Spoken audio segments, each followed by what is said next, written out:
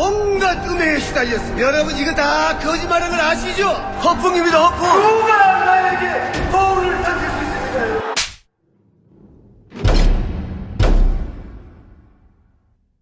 공부를 시키는 건지 감금을 시키는 건지 내쫓아진 애들도 있다. 유별난 책임감으로 가르치는 학원. 다들 집에 가면 공부는 안 하잖아요. 주신 게임 아카데미. 한 달후 불만족 시 수강료를 전액 환불합니다. 마카 이제 국내에서도 100%로 드실 수 있습니다. 딴지마켓에서 파는 마구 마카 남녀노소 모두에게 줬어.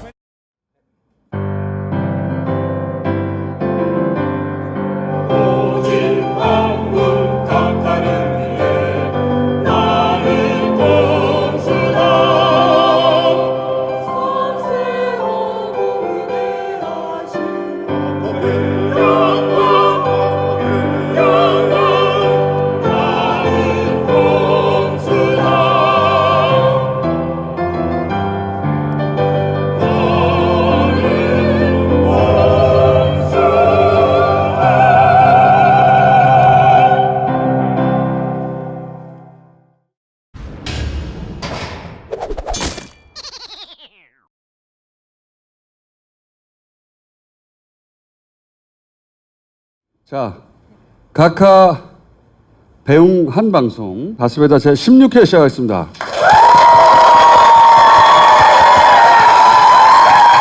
지상파 MC 김용민. 안녕하세요. SBS 라디오 김용민의 정치 쇼.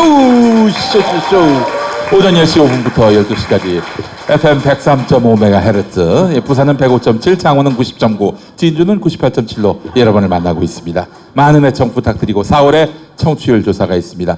TBS 김어준의 뉴스공장 대신 이제는 SBS 김용민의 정치쇼로 부탁해요. 요새 잘 나와? 그 고릴라 청취율은 매우 잘 나오고 있습니다. 고릴라? 조금 우리 봉도사 때보다 한 10% 올랐습니다. 전체로 보면은 이제 러브 FM에서는 단연 1위 넘버원. 네. 대단히 감사합니다. 주진우 지금 삼성 잡으러 가서 다음 주부터 나올 거고요. 다스는 누구 겁니까? 사람들이 이게 우연히 나온 줄 알아요. 그렇지 않아요. 우리 각하는 특징이 엄청 복잡하게 해먹어요. 엄청나게. 그래서 잔돈 억 단위는 현금으로 받고, 그 다음에 단위가 커지면 해외에서 그 조세 피처의 페이퍼 컴퍼니가 반드시 등장합니다. 예. 복잡하게 봤거든요. 그 과정에 또 회사도 엄청 많이 등장해. 이름도 어렵고. 그래서 지난 몇 년간 항상 고민이었어요. 아무리 설명을 해도 금방 까먹어, 사람들이. 들을 때는 이해한 것 같은데 좀 더 물어보면 잘 몰라. 그래서 어떤 시점에 단 하나의 키워드로 문장으로 각하를 보내야 되겠다. 오랜 시간 고민한 끝에 나온 카피입니다. 이게 다스 누구 겁니까가. 그 한 문장으로 간 거예요, 우리 각하가. 네. 자, 그럼 각하 성망. 여러분의 좀 많이 적폐 명박이가 우상급식을 받게 되었습니다. 그래서 저는 참담한 심정으로 이 자리에 섰습니다. 안타깝게도 우리 대한민국은 민생 경제가 나아지고 한반도를 둘러싼 안보 환경이 좋아지고 있습니다. 18조 같습니다. 저와 관련된 일로 저와 함께 일했던 공직자들이 재임 중 일어난 모든 일의 최종 책임을 저에게 돌리고 있습니다. 저를 맞이하는 게 아닌가 하는 생각이 들었습니다. 모든 일의 최종 책임은 집사람에게 물어간다는 것이 저의 오늘의 입장입니다. 저에게 신뢰를 끼쳐드려서 대단히 죄송합니다. 저에게 미안하다는 말씀을 드립니다. 또한 저를 믿고 지지해 주신 분들이 전혀 없었습니다. 전직 대통령으로서 물론 하고 싶은 이야기도 많습니다만은 말을 아껴야 감옥에서 살아갈 날이 줄어들 것입니다. 제 구속이 세계시 역사에서 마지막이 되었으면 합니다. 다시 한번 저에게 죄송스럽다는 말씀을 드립니다. 야, 이 새끼야, 너 이름이 뭐지? 지훈을 새끼라고 명박이가 말씀드렸습니다. 내 이름은 뭐지? 이건 아무리 들어도 웃겨요. 앞으로도 영원히 웃길 것 같아요, 그거는. 예. 이 각하는 각하 일생을 찬찬히 들여다보잖아요. 찬찬히 훑어보면 오로지 돈을 위해서 산 인생이 보여요. 현대 시절 이 각하의 좌절이 무엇일까 생각해 보면 뭐 이제 그 부동산 개발하고 해가지고 돈 벌고 싶은데 국가기관이 방해를 한다든가 법률을 들이댄다든가 뭐 공무원들이 방해한다든가 방해가 많았단 말이지. 그때는 이제 싸바싸바 하거나 뇌물 주거나 언더테이블로 해먹은 경험 이게 머릿속에 있어요. 이거는 그렇게 돌파할 수 있다. 근데 그게 안 됐을 경우도 있었을 거 아니에요. 그 실패해서 벌 수도 있었던 돈이 날아갈 때 느꼈던 트라우마가 있어, 이 양반한테. 벌 수도 있었는데, 그 생각해 보세요. 그, 김대중 씨가 사망하고 나서 이미 사망했잖아. 돌이킬 수 없는 일이에요. 근데 그걸 돈을 따지고 있잖아. 살았을 경우. 그렇게. 살았을 경우 얼마를 벌었다. 살았을 때 내가 이거를 해결했으면 돈을 얼마나 벌었을까? 이걸 계산하는 사람이에요. 살아있을 때 그냥 내 이름으로 돌리면 얼마나 들었냐? 그렇죠. 회계사한테 불러와가지고 야, 아우 빡쳐. 너 한번 만약에 죽기 전에 그냥 이거 괜히 이런 문제 발생하느니 상속 때문에 여러 사람들이 내가 꼬이고 다 그냥 증여받은 거 하면 세금 얼마야? 1,400억. 아무 의미 없는 계산인데 그걸 계산한다고. 그러니까 벌 수도 있었는데 벌지도 못한 돈에 대한 그 아쉬움 있잖아요. 트라우마가 엄청난 사람이에요. 그걸 벌 수 있었는데. 그리고 그 내가 그렇게 싸바싸바 했어. 싸바싸바 했는데 진짜 큰 돈을 오너가 먹는 거예요. 그럴 때 나는 그 떡고물 찌끄러기만 먹는다고 그때 느꼈던 좌절. 이 좌절이 머릿속에 있다. 이 양반한테. 그리고 이제 일단 내 손에 들어오면 다 차명으로 숨기기만 하면 안전하다. 예? 들키지만 않으면 된다. 이 경험도 축적된 거예요. 그래서 그런 방해가 없고 내가 오너가 되면 그리고 그걸 차명으로 잘 숨기기만 하면 무제한으로 해먹을 수 있다. 근데 사실 공무원이나 규제나 국가기관의 방해가 없을 수가 없잖아요. 그래서 공무원이 들어간 거예요. 기본적으로. 본진을 털러 간 거고. 서울시장이 됐어. 근데 서울시장 우리 머리가 안 받쳐주네. 스프레이로 해줘야 돼. 나처럼. 아침에 스프레이로. SBS 스프레이 준 거야? 아니 그게 아니라 아침에 바짝 세우고 나오거든요. 근데 난 정오 넘어가면서부터 서서히 치마가 됩니다. 나중에는 완전히 일자가 돼버려요. 그래서 한 5,000원 주고 스프레이 샀습니다. 제가. 예. 뭐 MB도 그랬을 것이다. 서울시장이 됐는데 중앙정부 허락을 또 받아야 되는 거예요. 중앙정부. 이 마지막 경험까지 더해지면서 대통령이 될 수 있겠다 싶은 순간 사실은 한나라당과 그 한나라당에서 박근혜와 경선을 이기는 순간부터 이미 수급이 시작됐어요. 요즘 나오는 기사들을 보세요. 대통령이 된 다음에 수급이 시작된 게 아니야. 이 경선에서 이기는 순간부터 수급이 시작됩니다. 여기에 가족이나 측근들이 총 동원되죠. 작은 돈은 현금으로 먹어요, 바로. 큰 돈은 해외에서 먹는다. 이 철저한 원칙이 있습니다. 아니 근데 경찰이나 검찰한테 걸릴 거라는 생각은 전혀 안 한 걸까요? 평생 안 들켰잖아. 위기가 올 때마다 본인은 이 하나님의 도움으로 감당하실 위기만 주신다고 생각하고 그렇게 돌파할 수 있다고 생각하고 실제 돌파했잖아요. 신앙의 힘으로. 저희 가족 중에 전도서가 있기 때문에 같이 기도하고 해결했다잖아요. 그래서 큰 돈, 작은 돈 가리지 않고 이분은 돈에 대해서 굉장히 공평하거든요. 작은 돈을 하대하지 않습니다. 다 긁고 먹어서 작은 돈 현금, 큰 돈 해외 이 철칙을 세우고 각하 대형 프로젝트는 그래서 아까도 얘기했지만 해외 계좌, 중간에 이상한 회사 그리고 조세 비초, 페이퍼 컴퍼니 반드시 등장해요. 반드시. 패턴이 있어요. 은행에서 대출을 통해서 저수지에 나왔던 농협 프로토타입이라고 했던 그거 이제 우리은행에서도 비슷한 타입이 나오기 시작했죠. 우리은행에서 중국에 건물 투자해가지고 건물을 산다고 한 5천억 정도 집어넣고 그중에 실제는 1,600억만 건물에 넣고 나머지 3,800억이 사라진 사건이 있어요. 그때 원래는 그 건물 사는데 돈이 바로 들어가면 되잖아요. 근데 중간에 7개의 회사가 등장합니다. 그리고 그 중에 절반은 조세 피처의 페이퍼 컴퍼니예요. 뺑뺑뺑뺑뺑뺑뺑 돈이 돌아서 와요. 그 과정에 돈이 사라지고. 포스코 지난주에 다뤘지만 영국의 페이퍼 컴퍼니 등장하잖아요. 그리고 스위스로 돈이 사라지고. 그 다음에 조세 피처로 가는 거예요. BBK 사건도 너무 복잡해서 거기까지는 안 다루는데 BBK 사건에도 조세 피처가 등장합니다. 페이퍼 컴퍼니가 등장하고 실제. 그 주가 조작할 때 페이퍼 컴퍼니 등장해요. 너무 복잡하니까 거기까지 안 다루는 거예요. 네. 근데 이번 조사에서 이제 MB가 감옥 가면은 BBK 진실을 다시 규명할 수 있을까요? 해외에 있는 건 규명이 어려워요. 국내에 있는 건 어떻게든 어느 정도는 털 수 있는데 해외가 어렵습니다. 석유공사, 자원공사 다 비슷한 패턴이에요. 항상 포스코에서 해먹든 기업에서 해먹든 그리고 재벌 같은 경우에는 해외 지사 다 반드시 해외에서 합니다. 이 소송비 대납도 해외에서 한 거예요. 실제 돈이 오간 건 국내가 아니에요. 삼성이 원래 쓰던 로펌에다가 해외에서 돈을 준 거거든요. 그 재벌들 특히 삼성의 해외 지사들을 통해 돈을 세탁한 다음에 어딘가에서 배달이 됐다. 여기에 또 가족이 역할을 하죠. 이런 걸 전부 다 찾아내야 되는데 우리가 이제 각하는 거의 환송해 드리고 있는 와중이고 각하가 이제 환송이 끝나면 이걸 찾아야 돼요. 이 재산을. 이 해외에 있다고 생각되는 주사는 조단이에요. 우리 지금 뭐 1억, 2억 공과금이라고 공과금. 그분에게 억 단위는 그런 거예요.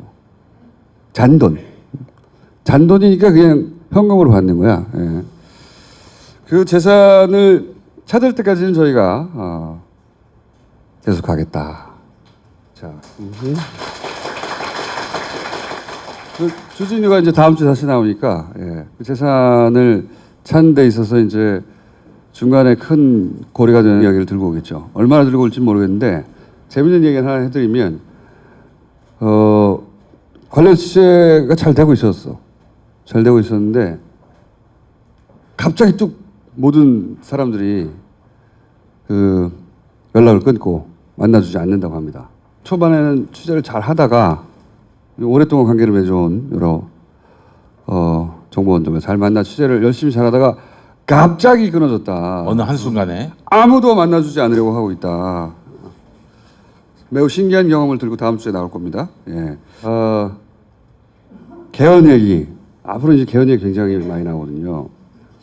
각하를 보내려면 우리가 파파이스 시절처럼 이제 광범위한 주제들을 다시 다루기 시작할 텐데 개헌 얘기를 잠깐만 짚고 오늘 본론으로 넘어갈게요. 지난주에도 얘기했지만 지방선거 때 개헌하자고 한 건 원래 자유한국당이에요.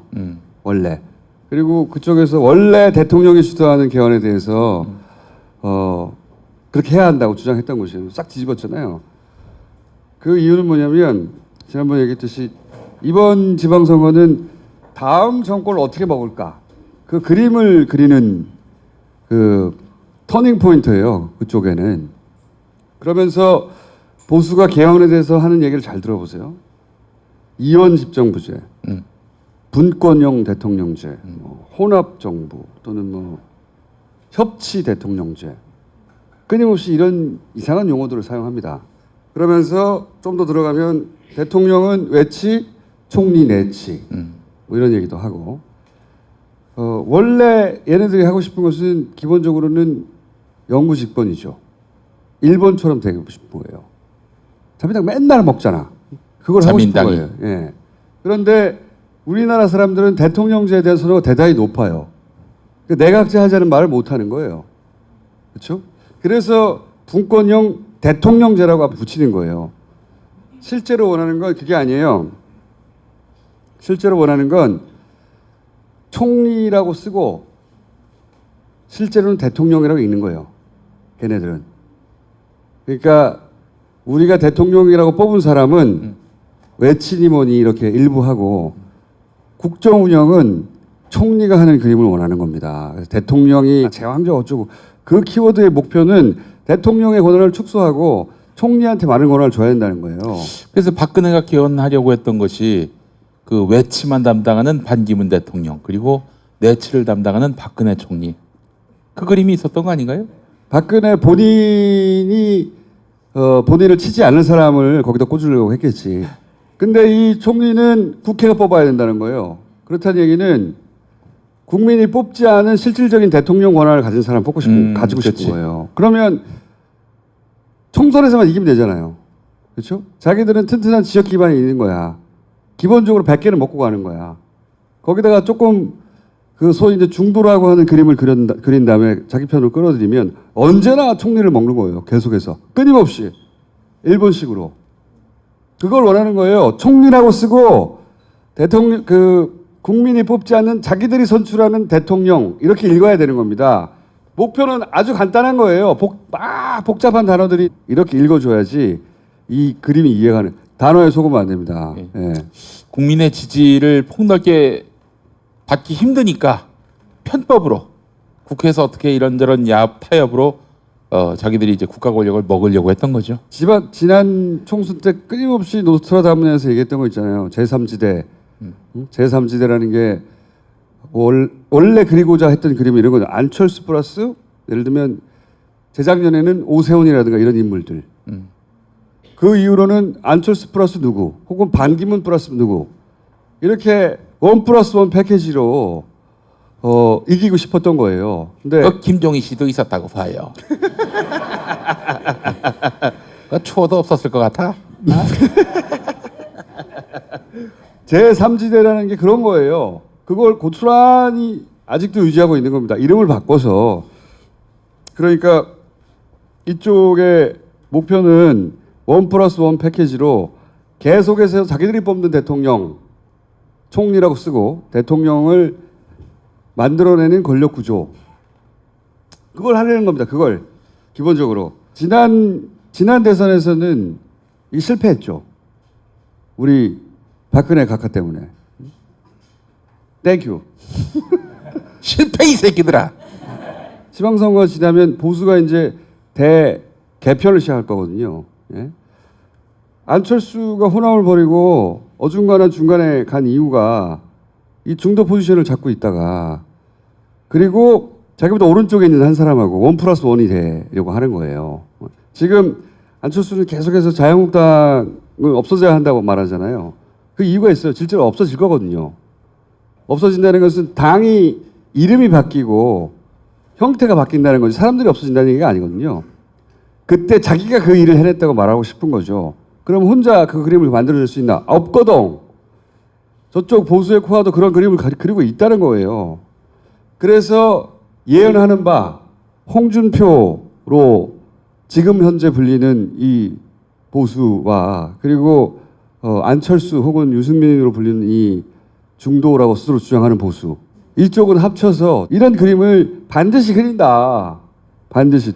그렇게 하지 않을 거면 이렇게 40명 정당을 깨고 이렇게 쪼그라들 이유가 없어요. 그리고 그건 혼자서 그릴 수 있는 그림이 아니에요. 저쪽하고 악수된 거예요. 안철수 플러스 누구 또는 안철수가 아닐 수도 있잖아. 지금 현재는 저쪽에 너무 사람이 없으니까 일단 안철수를 데리고 오는 거예요. 어쨌든 중간 정도에서 득표력이 확인됐다고 생각하는. 저 또 누가 있어 씨발. 없어. 아무도. 그러니까 안철수로 중화시키고 이렇게 중간까지 먹으면 된다 하는 그림을 열심히 머릿속에 그리는 거예요. 안철수도 그걸 알아요. 근데 그림은 이렇게 그리겠죠. 보수 지각 변동. 그러면서 마치 안철수로 모이는 것처럼 그림을 그릴 거라고 봅니다. 기본적으로. 안철수가 그걸 해낸 것처럼. 실제로 해낸 건 아닌데. 왜냐? 그 정도 그림은 그려줘야 자기들도 다음 그림을 만들 수 있다는 건 그 정도 머리는 있어요. 보수의 코아들이. 그럼 조선일보가 열심히 안철수 띄워주겠네요. 다 띄워주지 그때는. 응? 되살아난 안철수. 보수를 재편한 안철수. 꼭 요 문구 기억해서 보수를 재편한 안철수. 존나 일찍 예언해 두는데 여기서 안철수와 보수의 이해가 맞아 떨어지는 거예요. 그리고 또 하나는 안철수는 세력이 없거든요. 세력이 없으니까 당신이 대통령하고 여기서 총리하고 이런 구도 결국 그렇게 될 거냐? 안 돼. 그렇게는 안 돼. 응? 이 그림은 매우 정교하고 영리하나 매우 올드합니다. 저는 그래서 보면서 아, 이 사람 굉장히 늙은이들이구나. 늙은이들이 만든 그림이에요.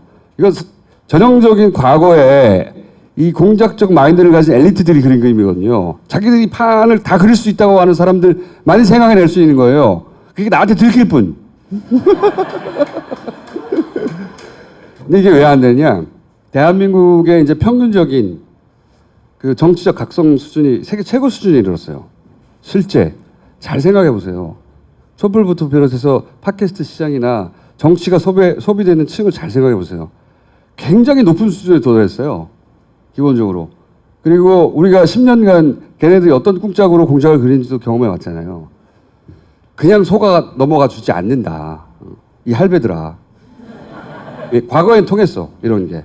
김기춘 같은 사람이랑 누군지는 모르겠으나 이런 할배들끼리 모여가지고 그림을 막 그린 다음에 그 사람들이 머리는 좋은 사람들이에요. 보면. 그림을 막 그리는 거예요. 그래서 합치고 여기가 변내 데리고 오고 데리고 올 힘은 있거든. 뒤를 치는 거지. 가서 내가 너 키워줄게. 일로 와. 그리고 그럴 정도 힘이 있다고 생각하는 사람들이 그런 제안을 하면 가는 거죠. 그때. 그렇게 꾹짝꾹짝 하고 있는 와중이니까 개헌을 받을 수가 없는 겁니다. 지금은. 애달픈 사정이에요. 지금.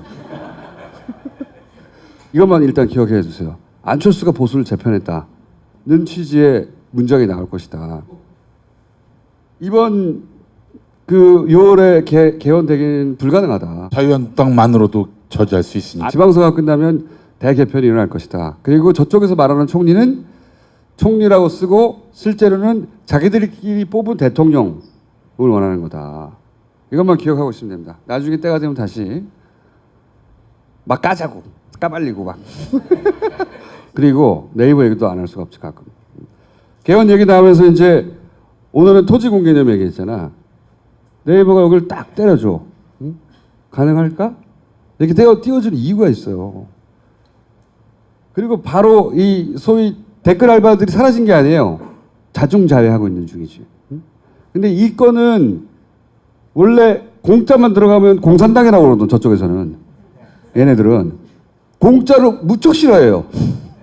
공짜만 들어가면. 그 공하고 공산주의의 공은 다른데. 그냥 찬스라고 보는 거야, 쟤네들은. 응? 그래서 공산주의가 사실인가? 맨 위야. 국민재산을 뺏어서 어쩌고저쩌고. 타라락 붙어. 이거 붙으라고, 요거 내놓고 요거 붙으라고 하는 거예요. 그러면 동시에 자유한국당이 공산주의, 사회주의 이런 얘기를 합니다. 삼박자가 쫙쫙쫙 맞는 거예요. 네이버가 기사 걸어주고 거기에 댓글 딱 붙어주고 그런 다음에 공산주의, 사회주의 이렇게 얘기해주고 논란 막 키우는 거죠. 그러면서 이때까지 쭉 날려왔던 이 속보 개헌 벌써 나왔어요? 개정 초안 4년 전인 지방분권제 고려연반제 얘기했던 거 있잖아. 공산주의 하는 거예요. 토지공개념이 들어갈 거라는 건 뻔히 예측됐었던 거거든요. 연결되어 있는 거예요 다. 이렇게 일관된 흐름 속에서 걔네들은 움직이는 겁니다. 공산주의니 사회주의니 토지공개념 가지고 막 공개해서 먹힐까 봐. 예전에 그 단일기나 또는 뭐 단일팀이나 비트코인이나 막 때려 부었잖아요. 그것처럼 간을 보는 거예요 지금. 되나 안 되나. 이렇게 일관되게 한꺼번에 싹 작업하는 거거든요. 그래서 이게 먹힐다 싶으면 계속 때리고 안 먹히면 쓱 빠지고 거기에 최일선의 네이버가 이용되는 거예요. 기독교 쪽에서 굉장히 민감해할 이슈예요 사실은. 이제 그 토지 사유권을 박탈한다라고. 그 사실 그것 때문에 남쪽으로 내려왔거든요. 그 해방 공간 때. 그래서 북쪽의 지주들이 다 그냥 토지 소유권을 어떻게 박탈하라고 씨발. 말도 안 되는 얘기지 한마디로 얘기해서. 말도 안 되는 얘기인데 그걸 계속 뿌려대는 거예요. 가장 최전선에서는 네이버가 있고 가장 밑단에는 이런 카톡이 있고 중간에 댓글도 있고 뭐 정당이 내는 성명도 있고 기사도 있고 말도 안 되는 소린데 근데 노인네들은 또 먹혀요 또. 토지를 다 뺏는다며. 그때 민주당 홈페이지 들어가 보시면은 가짜 뉴스 신고하는 데가 있거든요. 다 신고하세요. 이게 하도 매크로로 돌리니까 카톡이 한동안 싹 사라졌어요. 카톡도 서로 막 돌려요. 카톡. 오늘부로 카톡 중지 했던 시점이 있습니다. 다시 돌리기 시작한 거 지금. 공짜 들어갔거든. 공산주의. 공산주의 논란하고 또 하나는 그렇게 해서 개헌이 안 되게 하면서 밀고 가는 거예요. 다음 자기들의 권력 지도가 만들어질 때까지. 자, 약간 그렇게 보이는 하고 있어요. 보이는 즉시 신고하시면 됩니다. 이거 진짜 이것 때문에 세게 한 방 타격을 가했어요. 옛 사람들한테. 누구? 이 글 올린 개새끼들한테. 올린 사람들 있죠? 좆됐어요. 하여튼 소위 여론 조작의 기계가 이런 식으로 돌아가는 거예요. 저런 기사를 골라서 올려주고 댓글을 달고 여론인 것처럼 만들고 당에서는 때려주고 카톡은 돌리고 이런 식으로 해왔어요 항상. 여기에 뭣도 모르는 언론이 따라붙기도 하고 뭣도 아는 언론들이 의도적으로 따라붙기도 하죠. 여기 그 유포의 중간 지점에 서가서 저 정도는 알고 하는 짓이고요. 예. 참 그럼에도 불구하고 한국갤럽 6개월 동안 여론조사를 봤는데 자유한국당이 9%에서 14% 이내에서 빠져나간 적이 없어요. 갤럽보다는 더 많이 나올 거라고 봐요. 난 한 15%에서 20% 왔다 갔다 한다고 저는 생각하는데 실제로. 근데 이제 온갖 이슈에도 불구하고 현재 문재인 혼자 하드 캐리를 하고 있죠. 그 문재인 대통령 지지율은 좀 출렁이기도 했잖아요. 근데 변함없어요. 자유한국당 9에서 14. 쭉 그냥 하나도 변함없이. 그래서 좌절하는 거거든요. 더더욱 소위 1+1 패키지에 매달리는 거예요. 이 홍준표 대표가 점하고 있는 오른쪽 끝자리로는 안 된다는 건 누구나 다 알잖아요. 근데 그걸 버릴 수가 없어요. 거기에 자기 지역 기반이 있기 때문에 그건 버릴 수가 없거든. 그거 플러스 뭐가 필요한 거예요. 그게 필요한데 생각해보니까 저쪽에서 일로 넘어올 사람 안철수밖에 없는 거예요. 과감하게 버리고 갈 만큼의 이득이 거기 있었던 거거든요. 그분은 그 길로 떠나갔어요. 안철수 실망입니다. 자유한국당을 없애자 하는 게 자유한국당이라고 하는 물리적 정당을 없애자 하는 것이 그쪽하고는 손잡게 돼 있습니다. 반드시. 혼자도 안 되거든요. 저쪽도 혼자 안 되고 이해가 맞아 떨어져요. 아니 그 꼬라지를 보는 홍준표 대표일까요? 바른미래당도 없어지고 자유한국당도 없어집니다.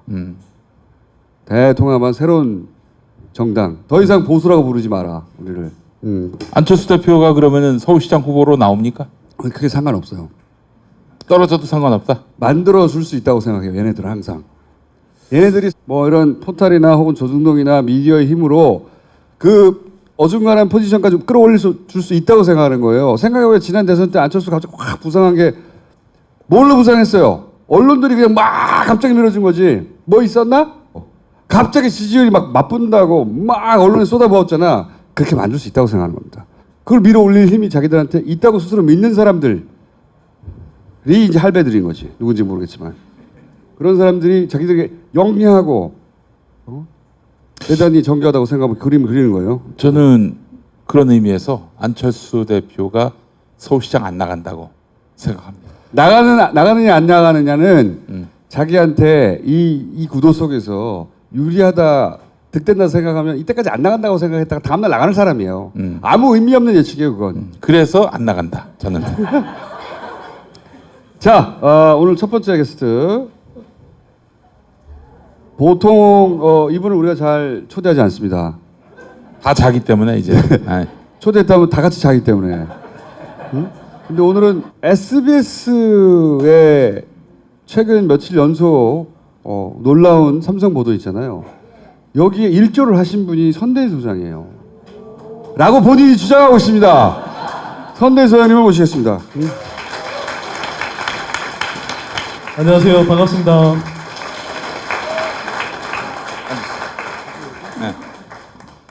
잠깐 SBS 칭찬 좀 하고요. 네. 보통 스브스라고 불렀잖아요. SBS가 되었어.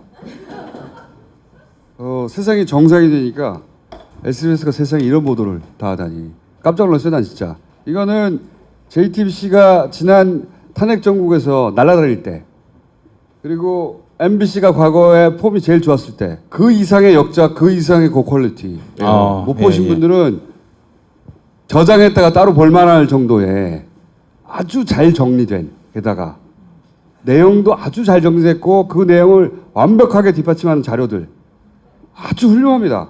거의 다큐예요. 앞으로 우리 언론사에 계속 회자될 뉴스다. 저거 봐라 하면서 뉴스의 그 퀄리티를 몇 단계 올려놨다 한꺼번에. 예. 박수 한번 보내고. 네? 제가 SBS 라디오 대표 간판 시사 프로그램 진행자 아니겠습니까? 제가 그래서 SBS 내부의 사정을 쭉 들어봤는데 일단 고위층에서 총대를 맸습니다. 끝까지 가라. 끝까지 가라. 이거는 내가 책임지겠다. 얼마나 고위층이야? 예? 부장 이 정도 되는 거 아니야? 아니. 그런 정도 아니에요. 예. 형식으로나 내용으로나 제가 보기에는 기존 형식적으로도 20분 동안 8곡지. 한 주제로 파고들어오는 게 없었어요. 생각해 보시면 그것도 이틀 연속으로. 오늘도 한다면서. 오늘도 한다고 그래요. 걸었어 지금. 굉장히 대범한 과감한 실험이기도 하고 승부수이기도 하고요. 네. 진짜 박수를 받아야 된다고. 내 SBS 뉴스보다 박수 친 적 없거든요. 스부스 씨발 그러면서. 때로는 시브랄이라고 불리기도 했었어요. 그러니까 하다 많은. 그러니까 이거 100짜리 효과를 낼 수 있는 뉴스인데 어떻게 이렇게 70으로 낼 수 있지? 대단한 재능인데? 손석희한테 갔으면 100짜리가 될 뉴스가 여기서는 이야 이걸 들고 70으로 만들 수도 있네? 항상 이렇게 생각해 왔어요. 약간 발을 뒤로 빼고 항상. 네. 이번엔 다 걸었어. 다 걸었다고 봐도 좋을 정도의 네. 대단한 승부수고요. 만약에 이재용 부회장이 그 대법원에서 파기환송돼서 네. 다시 법정에 서서 네. 재판을 받고 수감된다면 SBS 공익 것 중에 몇 프로는 들어가 있다. 그 정도라고 봅니다. 박수. 그런데 거기에 선대인 소장님이 한 3% 정도 기여했다고. 3%보다는 좀 더 된다, 솔직히. 잠깐만. 근데 내가 또 이 포탈을 뭐라고 하지 않을 수 없는 게 SBS 내용을 받았어야 될 거 아니에요. 언론들이. 근데 씨발 내가 SBS를 극찬한 걸 받아 쓰고 있어. 이게 연예 뉴스야. 이게 말도 안 되는 거예요. 너 얼마나 코미디예요. SBS가 이런 대단한 내용을 보도했다고 막 받아 쓰거나 깔려야 되는데 그건 없고 김호준 극찬. 연예면 딸랑. 이게 정상이 아닌 거예요. 삼성을 건드리니까. 아니 어떻게 그 실검에 전혀 그 단어를 볼 수가 없지? 검색해서 찾기도 어려워요. SBS 뉴스. 그러니까 뉴스를. 제가 봐도 좀 이상한 게 청수가 좀이 아니라 졸라게 이상하죠. 졸라 이상하죠. 개빡치게 이상했어. 개빡치네. 하여튼 화날 때 주로 비공식적으로 쓰는 용어가 뭐예요 그러면? 그 정도? 소심하게. 그 정도밖에 안 해요? 네. 사실 저는 화를 잘 안 내는데요. 화내면 또 뭐 이렇게 무섭게 내는 사람이라 사실 화를 잘 안 내려고 무섭게 합니다. 내봐요 한번. 자, 오늘 나오신 얘기는 그래서 SBS가 훌륭하게 담아냈으나 본인이 꼭 추가적으로 짚고 싶은 부분이 있다. 아니 실제로 예전에 파파이스를 보더라도 그때 처음 이 삼성물산하고 제일모직 합병 과정에서 수상한 그런 자료 조작이 있어 보인다라고 이야기를 했었어요. 그게 출발점이에요, 사실은. 이 요즘 나오는 뉴스 과거에 안 다룬 적 없어. 다 다뤘어, 다. 이걸 최초로 다룬 사람이 바로 저잖아요. 선대인 씨다.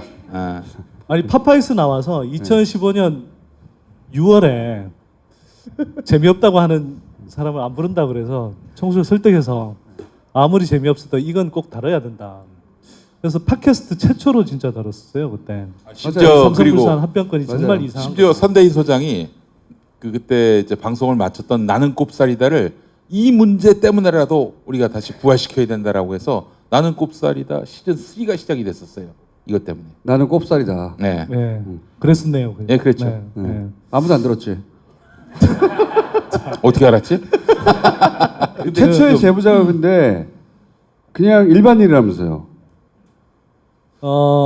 이런 거죠. 뭐 사실은 이제 제가 그 용인시장 선거에 이제 좀 출마하려고 이제 여러 가지 준비를 하는 도중에 하나가 용인에서 이제 제일 큰 사업체가 사실은 이제 용인 그러니까 삼성 에브랜드인 거죠. 그래서 삼성이 용인에 세금을 제대로 내고 있나 이걸 한번 좀 따져보고 싶었어요. 그래서 이제 에버랜드 땅의 이제 공시지가라는 것은 사실 재산세를 낼 때 기준점이 되는 거거든요. 그래서 이걸 제대로 내고 있는지를 확인하기 위해서는 공시지가가 얼마나 잡혀 있는지 이걸 이제 좀 확인해 보고 싶었던 거예요. 그 의문을 최초로 가진 사람이 선대인 소장이었다. 예, 그래서 이제 이걸 제가 이제 고민을 하던 차에 이걸 제가 이제 선거 운동을 하는 과정에서 제가 일일이 다 살펴볼 수가 없잖아요. 근데 이제 저희 연구소 회원 중에 한 분이 이 작업을 예전에 비슷하게 한번 해본 적이 있다. 이렇게. 그런 분들 있잖아요. 같이 아무도 안 시켰는데 세금 들여다보는 사람 있잖아. 숫자 변태들. 네. 이분은 공지시가 변태였던 거예요. 그래서 예전 취미 삼아서 이런 걸 다 해봤다는 거야. 오랫동안. 괜히 막 뒤져보고 그런 분이 있었다는 거 아니에요. 회원 중에. 뭐 그랬던 셈이죠. 그래서 이제 이분하고 이걸 이제 공시지가를 한번 정리를 해봤는데 애초에 생각했던 거하고 굉장히 좀 다른 흐름이 나타난 거예요. 그러니까 제가 이제 가정하고 있었던 건 여러분들 이제 이 아파트의 경우에는 그 재산세를 매길 때 시세의 한 70% 정도를 기준으로 합니다. 근데 대기업이 갖고 있는 토지는 한 30% 정도를 기준으로 하거든요. 그래서 되게 낮게 책정돼 있을 거다 이렇게 봤는데 그게 2014년까지는 맞아요. 굉장히 낮게 억눌려져 있었어요. 세금 덜 내려고. 근데 2015년에 갑자기 이게 공시지가가 폭등을 하는 겁니다. 몇 배로 뛰죠. 네. 수직 상승을 하는. 그래서 전체적으로 2014년 대비해서 2015년에 에버랜드 땅값이 한 60% 이상 올라가고 그래요. 하하. 네. 더군다나 재벌은 그렇게 뛸 것 같으면 그걸 억누를 수 있는 힘이 있거든요. 세금 덜 내려고. 근데 내버려 둔 거야. 내버려 뒀는지 자기들이 했는지 의심하게 된 거죠. 네. 이게 주변 땅하고 비교를 해봤어요. 주변 땅하고 비교를 해봤는데 주변 땅은 전혀 변동이 없어요. 이게 보통 공시지가가 이렇게 올라가면 여러분들도 이제 재산세 낼 때 아마 그런 느낌을 가지실 텐데 주택의 공시 가격도 점진적으로 이렇게 한 해 몇 %씩 올라가거든요. 근데 주변 땅도 다 그래요. 근데 에버랜드 땅만 갑자기 폭등을 하더라는 거죠. 그러니까 지금 저기 도표에서 보듯이 지도에서 보듯이 2014년까지는 이른바 삼성 에버랜드 땅의 이제 공시지가를 정하는 표준이 되는 땅이 하나 있어요. 그걸 이제 표준지라고 하는데 표준이 되는 땅이라는 거죠. 표준지의 공시지가가 여기 빨간색으로 되어 있는 것처럼 85,000원이었어요. 요거 하나로 380만 평. 380만 평 상상이 잘 안 되시죠? 여의도 면적의 4.4배고요. 웬만한 구의 한 절반 정도에 해당하는 어마어마한 면적이죠. 이게 단 하나의 표준지의 공시지가로 정해졌었어요. 그게 기준이 85,000원. 근데 85,000원 한번 생각해 보세요. 이게 평당으로 따지면 한 20 몇만 원이라는 건데 에버랜드처럼 그렇게 장사 잘 되는 땅이 평당 20 몇만 원밖에 안 된다? 말이 안 되는 거죠. 그래서 이제 2014년까지는 정말 삼성 에버랜드 땅이 말도 안 되게 낮게 억눌러져 왔던 거죠. 제가 보기에는 재산세를 적게 낼 수 있도록. 근데 2015년이 되면 이 표준지를 갑자기 세분화한다는 이유로 7개 정도를 나눠서 최고 한 40만 원까지 올려버립니다. 네, 85,000원 하던 걸. 그래서 전체적으로 땅값은 2014년 대비해서 한 60%가 한 해 만에 뛰어버립니다. 예. 이게 시점이 또 이상한 거예요. 그래서 시점이 왜 하필이면 2015년에 이렇게 확 뛰었나? 2014년에 이건희 회장이 쓰러집니다. 2014년 5월에요. 그리고 이재용 회장이 그때쯤 이제 이 승계하는 작업에 그 전면에 나서게 됩니다. 그러니까 갑자기 아빠가 쓰러져가지고 갑자기 승계를 해야 되는 상황이 그렇죠. 된 거죠. 승계 작업이 이제 예정했던 것보다 굉장히 이제 빨라져야 되는 상황이 된 거죠. 그래서 이제 이때부터 약간 좀 복잡해지지만 좀 설명이 필요한 부분이 있습니다. 복잡하게 하지 마시고요. 복잡한 사안을 최대한 좀 간단하게. 거꾸로잖아. 소장님 간단한 사안을 복잡하게 하잖아. 제가 복잡하게 할 테니까 청수가 다시 간단하게 정리해줘요. 자, 삼성 에버랜드라는 기업은 삼성에 있어서는 굉장히 중요한 기업입니다. 덩치는 원래 작지만 왜? 삼성 이건희 회장 일가가 삼성그룹 전체에 대해서 갖고 있는 지배력은 굉장히 낮아요. 지분 가치가 예를 들어 삼성전자 같으면 3%도 안 되고 막 그런 식이거든요. 근데 돈은 삼성전자 같은 데서 다 벌잖아요. 그러니까 이걸 지배를 해야 되겠는데 지배를 어떻게 하느냐. 삼성 에버랜드라는 회사를 자기네들 일가 지분으로 다 채웁니다. 그러니까 이건희, 이재용 3남매 그 아들 딸 이서현, 3남매. 이부진. 그렇죠. 이 사람들 지분을 굉장히 많이 높여줘요. 그게 이제 90년대 초반에 이 승계 작업을 시작하면서 했던 작업이고요. 그렇게 해서 에버랜드는 가족 회사를 만들어 놓습니다. 그런데 이 회사를 2014년 말에 제일모직이라는 회사하고 합병을 시킵니다. 근데 합병을 시키는데 삼성 에버랜드, 원래 에버랜드 쪽에 굉장히 유리하게 합병을 해서 사실상 에버랜드가 제일모직을 집어삼키는 식으로 합병을 해버립니다. 그런데 에버랜드가 이제 제일모직으로 합병을 하면서 이름은 제일모직 걸 갖다 쓴 거예요. 제가 볼 때는 이름 세탁을 하고 싶었던 것 같아요. 아니 근데 옷 만드는 회사가 놀이공원하고 무슨 상관이 있죠? 그러니까 말도 안 되는 말이잖아, 이제 지금. 상황이 이름 된 거죠. 세탁한 거라고. 네. 아 그 양털이 있어가지고 그 여기 에버랜드에 양이 있거든요. 예, 엄청나게 양이 몇 마리 있긴 한 것 같은데. 털이 얼굴에 팍 묻어 그냥 얼마나 큰 털이 깊은지. 자, 그런데 여기서 이제 끝나는 게 아니고 아 사파리 그 사자도 털이 많아요. 여기서 이제 끝나는 게 아니라 최종 목표는 제일모직, 그러니까 원래 에버랜드가 핵심이었던 제일모직으로 둔갑한 상태에서 제일모직 털모자. 이걸 예전에 우리 이제 그 삼성 레미안 아파트 짓는 삼성물산하고 또 합병을 시킵니다. 그게 2015년 7월에 이제 불거졌던 문제고요. 그게 이제 제가 그 파파이스 때 나와서 이제 이게 그 앞으로 굉장히 큰 분수령이 될 뭐 사안이 된다 이렇게 이제 말씀을 드렸는데, 자 이제 삼성물산하고 이제 합병을 앞두고 있는 거예요. 그러면 이 제일모직이 이건희, 이재용 일가의 지분이 굉장히 높아져 있는 상태죠. 그러면 다시 삼성물산을 사실상 집어삼키는 합병을 추진합니다. 이게 이제 본질이에요. 그래서 원래는 자산 가치, 매출, 영업이익 모든 측면에서 삼성물산이 제일모직보다 한 3배 정도는 더 가치가 있는 회사입니다. 근데 이걸 정반대로 뒤집어 버리죠.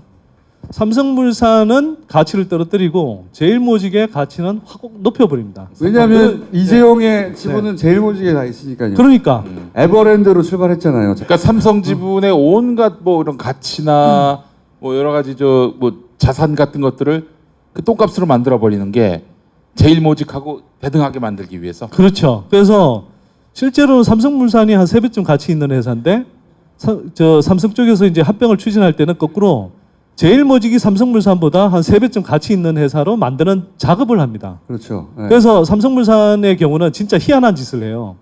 막 서울 강남의 노른자의 재건축 아파트에서 아 우리 제발 그 삼성 레미안 아파트로 짓고 싶어요 막 이러는데 삼성물산이 우리 안 지을래요. 공사를 맡겨달라고 그러는데 맡아달라고 그러는데 우리 안 지을래요 막 이러면서 수주를 안 해요. 예전 같으면 의도적으로. 어떻게든 수주하려고 그러니까. 키를 쓸 텐데. 실적을 줄이는 거죠. 네. 그래서 매출 떨어뜨리고 영업이익 떨어뜨리고 그래서 주가가 떨어져요.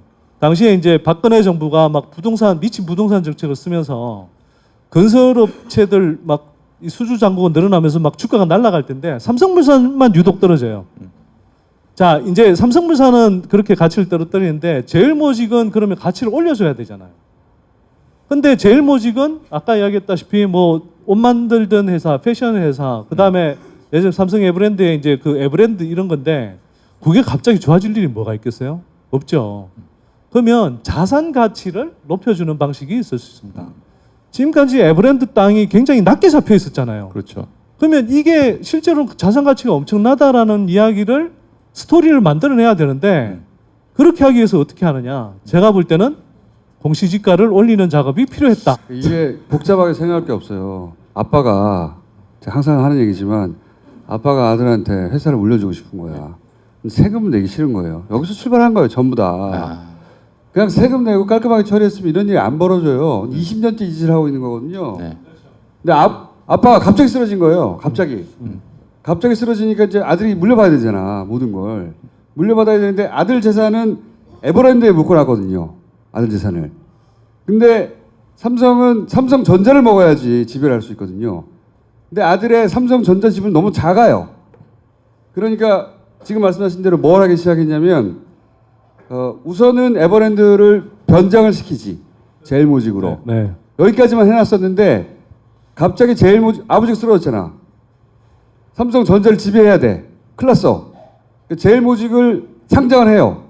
돈을 막 끌어모아. 돈을 끌어모고 지금 말씀하신 대로 그 삼성물산을 합병을 해야 돼요. 왜? 삼성물산을 통해서 삼성전자를 또 지배해야 되거든. 그러니까 삼성물산을 먹어야 되는데 그냥 먹을 수가 없잖아요. 그러니까 합병을 해야 되는데 이재용의 재산이 지배력이 많도록 해야 되잖아요. 원래는 제일모직이 훨씬 작아요. 삼성물산보다. 3분의 1밖에 안 돼. 근데 이걸 3배로 큰 회사를 만들어야 돼. 만들어야 되니까 삼성물산을 막 영업을 못하게 만들고 그리고 제일모직은 갑자기 에버랜드 땅값을 막 올리는 거야. 재산 많다고 만들려고. 그렇지. 그러다가 갑자기 공시지가 막 뛰기 시작한 거예요. 그거에 그거. 복잡한 게 아니라. 그렇죠. 갑자기 이게 나는 왜 불렀어 근데? 갑자기 막 이렇게 공시지가가 자기가 나지. 그러니까 이제 엉돌로 같은 게 막 뛰고 그러는 거야. 그 공시지가 상승률이 전국 평균이 4.1인데 세종시가 막 새로 개발되다 보니까 세종시가 가장 많이 뛸 것으로 판단이 되잖아요. 네. 그게 보니까 15.5%. 네. 그런데 에버랜드는 비교할 수 없을 만큼 큰 370%. 가장 많이 뛴 필지가 370%. 근데 이제 네. 제가 또 여기서 그럼 좀 보자면은 그럼 왜 이런 일을 하느냐? 이재용이 삼성을 먹어야 되는데 삼성전자를 먹어야 되는데 그러려면 삼성물산을 가져야 되는데 그렇기 위해서 제일모직과 삼성물산을 합치려고 하는데 네. 근데 이제 문제는 뭐냐면은 이 삼성물산의 큰 지분을 갖고 있는 국민연금이 이걸 과연 가만 눈 뜨고 볼 것인가? 국민연금까지는 소장님이 한 게 없어. 여기까지 소장님이 한 거야. 물론 그렇긴 한데 이제 그러니까 이제 이 이야기의 핵심은 뭐냐면은 그래서 공시지가를 국민연금 얘기를 안 하는 거야. 국민연금 이야기 해드릴게요. 사실은 이게 이건 SBS에서 한 거야 그냥. 어쨌든 이 접근 굉장히 놀라운 접근이거든요. 그러니까 이 앞에 다른 이야기들 제일모직하고 삼성물산이 합병할 때 삼성물산의 가치는 억지로 떨어뜨리고 제일모직의 가치는 억지로 끌어올렸다. 이런 얘기를 많이 했어요. 많이 했는데 그거를 에버랜드의 땅값을 조절해 가며 이 역사가 오래됐잖아. 아주 옛날까지 갈 수가 있는 거예요. 옛날에 땅값을 어떻게 억지로 끌어내려는가. 끌어내리거든요. 이재용이 소유하기 시작하면서부터 땅값을 확 끌어내려요. 세금 덜 내려고. 그런데 이렇게 회사를 이제 먹어야 되잖아. 삼성물산하고. 그러면 그 제일모직이 같이 올라가야 되니까 땅값을 확 끌어올린다고. 이 관점에서 이 사안을 들여다본 최초, 유일, 그리고 굉장히 놀라운 발상이에요. 이렇게 접근해가지고 이 문제를 푼 거는 처음이에요. 그렇습니다. 굉장히 기발한 접근이에요. 기발한 접근. 물론 스스로 처음부터 그렇게 생각해낸 게 아니라 나중에 발굴해낸 거긴 하지만 이렇게 접근해서 푸니까 너무 일목요연하게 이해가 되는 거죠. 왜 땅값을 끌어내렸냐? 왜 땅값을 끌어올렸냐? 땅값을 끌어올린 증거는 이미 다 남아있어. 공식적인 행위이기 때문에. 빠져나갈 수가 없는 거예요. 완벽하게. 이때까지 말로 하던 거를 공시지가 하나 가지고 다 풀어낸 거예요. 매우 훌륭한 접근. 박수!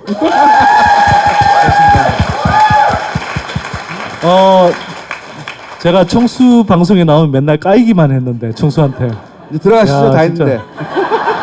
칭찬을 들어보기도 하네. 아니 근데 이제 네. 국민연금 얘기를 안 할 수 없는 게 해야죠. 삼성물산의 지분을 상당 부분 갖고 있는 주체가 국민연금인데 국민연금은 지금 자기들 막 손해를 볼 상황이에요. 풀어서 설명을 드리면 이제 이런 삼성물산하고 이제 합병할 그 시점에 그러면 이제 합병안에 대해서 이제 찬성 반대가 막 치열하게 부딪히잖아요. 그런데 이제 국내 증권사들은 다 이거 합병하면 좋다 막 이런 식으로 이제 삼성 의도대로 막 띄워주는 거죠. 근데 국민연금이 되게 키를 쥐고 있었어요. 왜냐하면 국민연금은 다 국민들 돈이잖아요. 이 삼성물산 지분 10%를 들고 있었던 거예요. 이재용을 위해서 삼성물산의 가치를 실제 있는 것보다 굉장히 떨어뜨려서 추진하면 국민연금이 들고 있는 국민들의 주식 가치는 똥값이 되는 거잖아요. 그렇잖아요. 그럼 사실은 국민연금은 이거에 반대해야 되는 게 맞거든요. 근데 박근혜 청와대에서 이제 이걸 국민연금에 압력을 행사해서 계속 이제 이걸 찬성해 주라 한 건데 국민연금도 그렇게 찬성하는 명분을 만들기 위해서 뭘 하냐? 에버랜드의 땅 가치가 굉장히 가치가 있다. 네. 실제로는 이렇게 장부 가치는 뭐 몇천억밖에 안 되지만 실제 가치는 3조에서 4조 정도 된다. 막 이런 식으로 이제 부풀리는 작업을 실제로 한 거죠. 삼성물산이 손해 볼 만한 보고서를 만들어냈다는 얘기죠. 그렇죠. 삼성물산 사장이면 이 합병을 하는 데 있어서 삼성물산 가치가 더 높게 평가받도록 막 해야 되잖아요. 아, 제일모직이 부동산 가치가 충분히 반영이 안 됐다. 에버랜드. 저거 충분히 반영시키면 제일모직 가치가 더 올라간다. 이런 식의 이야기를 해요. 그러니까 삼성물산 사장이라면 자기 회사 가치를 더 높이고 제일모직 가치는 낮다라고 이야기를 해야 되는데 거꾸로 삼성물산 사장이 제일모직 가치가 저평가되는데 특히 그중에서 부동산 가치가 엄청 저평가되어 있으니까 끌어올려야 된다. 이런 이야기를 엄청나게 합니다. 제가 보기에는 공시지가를 올려서 이런 그 제일모직의 원래 에버랜드의 땅, 이 가치를 올리는 것이 굉장히 필요했다. 이렇게 보는 거죠. 네. 뭐라고요? 그래서 다들 이해했죠? 네. 네. 그래서 이제 사실은 이제 이재용을 다시 감옥에 보낼 수 있는 거예요. 한마디로 얘기해서. 아니, 그러니까 보내는 데 있어서 사람들이 이해를 해야 되잖아요. 그 법원에서는 승계 작업이 없다고 이런 거 안 했다는 거거든요. 아예 삼성한테는 이런 승계 작업 자체가 없다고 해버렸어요. 승계 작업이 없잖아. 현안이 없으니까 뇌물을 줄 이유가 없는 거예요. 그러니까 이재용 나오는 거죠. 이재용은 그냥 아무런 현안도 없고 자기가 부탁할 것도 없는데 박근혜라는 대통령이 돈 내놓으라고 협박해가지고 당한 피해자인 거예요. 그렇게 감옥에서 나온 거예요, 지금. 그렇게 만들어준 거예요. 이게 말이 돼? 말도 안 되는 소리지. 그러니까, 말이 안 되죠. 그러니까 이제 여기서 말하는 건, 그 SBS가 말하고 있는 건 무슨 소리냐. 이렇게 분명하게 걔네들 고민거리가 있었다. 이거를 해결해 주는데 국민연금이 동원됐고 국민연금이 혼자 했겠냐. 대통령 하라고 한 거고 공단 이사장은 감옥 갔잖아. 그래서 해준 게 명백하거든. 그럼 지금은 그 사람은 아무 이유 없이 감옥에 있는 거예요. 아무 이유 없이. 나는 왜 여기 있는가? 현안도 없대는데 나는 왜 감옥에 있는가? 그 사람은 지금 감옥에 있거든. 다른 재판에서는 맞네. 감옥 보냈어요. 국민연금 그렇게 해줬네. 감옥 보냈는데 이재용을 뽑아내 줘야 하니까 씨발 이재용은 이런 부탁 안 했다는 거예요. 왜? 이런 현안 자체가 없으니까. 그런데 이제 SBS가 현안 있구만. 자 봐라. 있구만. 쫙 존나 오래 있었네 씨발. 그거를 보여주는 거죠. 그래서 이게 일반인들이 많이 보고 이해해야 되거든요. 그러면 그럴수록 있었네 라는 여론이 만들어지고 대법원에서도 사실은 야 현안 있는 거 다 알고 있는데 우리가 어떻게 그냥 보내냐. 뒤집어야지. 이런 여론의 힘이 필요로 한 때에 굉장히 좋은 교과서적인 내용인데 이걸 포탈이 안 풀어주고 있는 거지. 아무도 모르고 숨겨놓고 있는 거예요. 누가 했겠어? 삼성이 했지 이걸. 응? 아니 근데 삼성이 SBS의 광고 끊고 선대위는 용인시장 못되게 방해할 수 있지 않을까요? 선대위는 안 그래도 못 돼. 공직선거법 위반이 안 될 것 같아서 내가 부른 거야. 안 돼. 근데 이 접근을 최초로 제공한 분이 맞아요. 네. 이렇게 공지시가로 접근해서 삼성의 승계 작업을 푼 최초의 시도이자 굉장히 깔끔하게 떨어진 설명이다. 제가 뭐 기초 자료를 제공하거나 이런 건 맞고요. 또 문제의식을 던진 건 맞는데 저는 SBS를 진짜 칭찬하고 싶어요. 그러니까 총수도 지금 이야기를 하고 있지만 사실 취재 초기에 이렇게까지 대대적으로 보도를 하고 또 이 깊이 있게 보도를 할 줄은 사실 생각을 저도 못했거든요. 근데 기대 이상으로 잘해주고 있는 거고 그래서 좀 SBS 탐사 보도팀에 대해서 좀 같이 박수를 한번 좀 보내주시면 어떨까.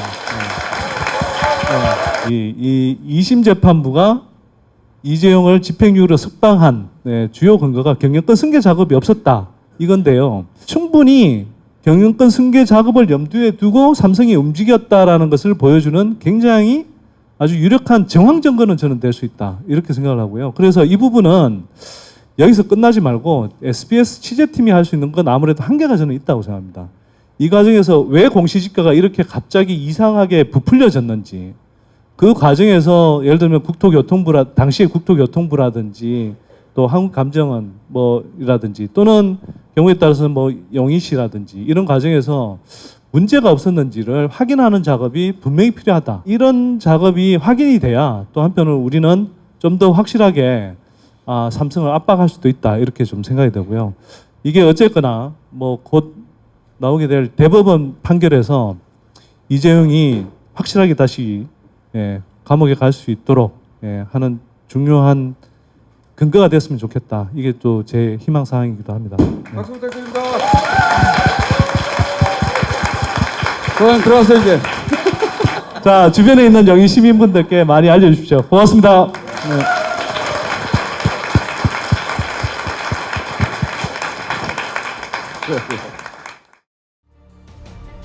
주지가 몇 개냐? 뭐? 뽀줄이다 닦아줄게. 난 딴지에서 최저가로 팔아. PPL 시간이 돌아왔습니다. 자, 게임 개발자를 꿈꾸는 분 계십니까? 게임 개발자가 되려면 뭘 어떻게 해야 하는지, 자격증이 있는 건지, 면허증이 있는 건지 궁금하시죠? 주변에 게임 개발자가 되고 싶어하는 친구나 혹은 가족이 있으신 분들 반드시 딴지마켓에서 주신 게임 아카데미를 검색해 보시기 바라겠습니다. 주신 게임 아카데미는 면밀한 면담을 통해서 원생을 가려봤습니다. 의욕이 없거나 적성에 맞지 않는 원생은 환불 후에 집에 돌려보냅니다. 원생들의 자율학습을 위해서 365일 내내 컴퓨터실을 개방합니다. 기획이니 디자인이니 다 필요 없고 오직 게임 개발에만 집중합니다. 게임 개발사의 인사 담당자가 먼저 면접 인원을 찾는 곳이 바로 이 주신 게임 아카데미입니다. 자, 수료 과정이 끝나도 취업이 될 때까지 책임지는 곳입니다. 딴지일보 기자가 가서 현장 검증 마쳤습니다. 자, 우리 이시영 씨, 기술도 없이 그냥 아버지 재산만으로 어떻게 편하게 인생 살려고 하지 말고 지금이라도 늦지 않았습니다. 기술을 배우세요. 기술을. 주신 게임 아카데미가 미래를 열어드립니다. 자, 딴지마켓에서 압도적인 재구매율을 자랑하는 마고마카. 가만 있는 것이 아니라 마카가 있다. 마카. 네, 페루의 산삼으로 불리는 마고마카. 예, 정말 좋은 품질의 마카만 공급합니다. 인삼과는 다르게 그냥 드셔도 쓰지 않습니다. 네, 달리 페루 산삼이 아닙니다.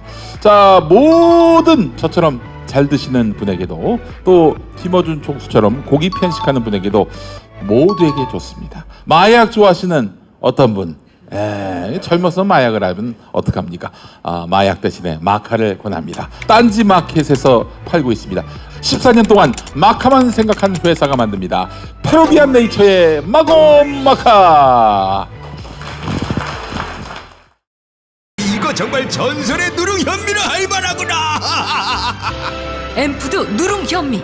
지금 딴지마켓으로 오시면 전설의 누룽 현미를 맛보실 수 있습니다. 가볍게 한잔 하시죠. 나 차 가져왔는데. 아예 착한 콜 대리운전이 있잖아요. 착한 콜? 딴지가 기부 내역을 검증한 착한 콜 1800-9998 대리운전도 믿고 맡기세요. 요즘 핫한 서비스인 팟캐스트. 누구나 팟캐스트를 만들고 들을 수 있는 파티를 소개합니다. 그럼 나만의 방송국을 만들어 볼까요? 먼저 파티 앱을 다운받고 방송국 만들기 버튼을 클릭. 이후 개설하기만 누르면 끝. 정말 간단하죠? 이제 멋지게 편집된 방송을 올려볼까요? 각 항목의 정보를 입력한 후 올리기만 누르면 간편하게 완료! 나만의 스튜디오 파티, 지금 만나보세요.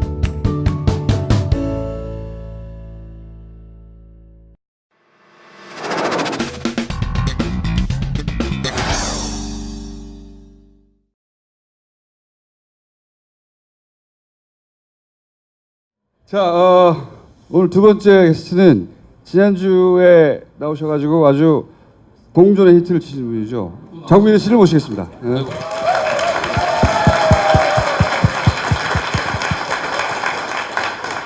지난주는 뭐 그야말로 포스코 그리고 안철수, 뭐 이 정도로 끝났습니다, 사실은. 네. 그분의 재료는 포스코 안에 더 무궁무진하게 많이 있습니다. 저는 이제 큰 것만 살짝 보여드린 거고요. 혹시 이런 다스베이더 같은 이 음습한 팟캐스트에 나오신 이후 주변에 연락은 받지 못하셨어요?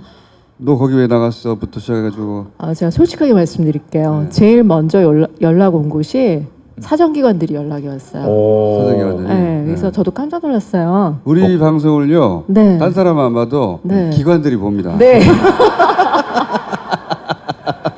기관들이 봐요. 저도 깜짝 놀라가지고 아니 이걸 보시냐 그랬더니 그 사정기관에서 정보하는 사람들 치고 이 방송을 안 보는 사람이 없다. 다 본다. 그러니까 정보의 보고거든요. 네. 아니 그러면 내가 이렇게 하고 묻지마 진짜야. 진짜예요, 진짜예요. 최고급 정보야. 아니 그러면 내가 야이 이거 다 봤을 거 아니야, 그건. 큰일 난다 이거. 야, 너는 혹여라도 혹여라도 다음 생에라도 출마하면 다 걸려. 첫 연락 온 곳은 제가 좀 말씀드리긴 뭐한데 모든 정보가 보이는 곳에서 연락이 왔고. 그래서- 흥신소. 네. 흥신소. 국가공인 흥신소. 흥신소. 예.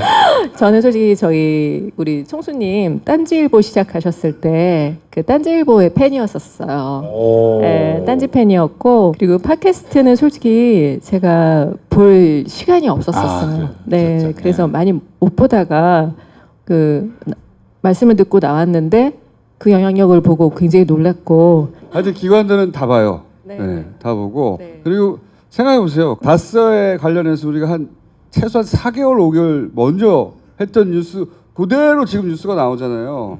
그때는 잘 안 믿었지. 사람들이 긴가민가 했을 텐데 가장 빠른 정보, 가장 정확한 정보. 게다가 사실은 한 7년 정도 빠른 정보예요.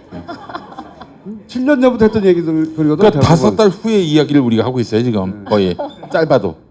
그러니까 5달 후에는 포스코가 이제 그야말로 뒤집어지고. 포스코 쪽에서는 연락 없었습니까? 포스코 안팎의 분들이 연락이 많이 오시죠. 뭐 밖에 있는 분들, 안에 계신 분들은 뭐라 그래요? 안에 있는 분들을 쇼킹하죠. 왜냐하면 그냥 오늘도 아마 그 말씀을 드릴 텐데요. 쉽게 얘기하면 포스코라는 고래거든요. 안에 있는 분들은 내장에 있는 거예요. 저 역시 내장 안에 있었고 그러면 특히 어떤 내장 쪽에? 저는 간을 좋아하니까 간에 있었다고 할게요. 천엽. 앞으로 천엽에 있던이라고 하세요. 포스코 천엽 쪽에 있던. 그렇기 때문에 이 고래라는 몸통이 어떻게 뜯기고 있는가를 전혀 알 수가 없어요. 그럴 수 있죠. 전혀 전체 모습을 볼 수 없으신 거거든요.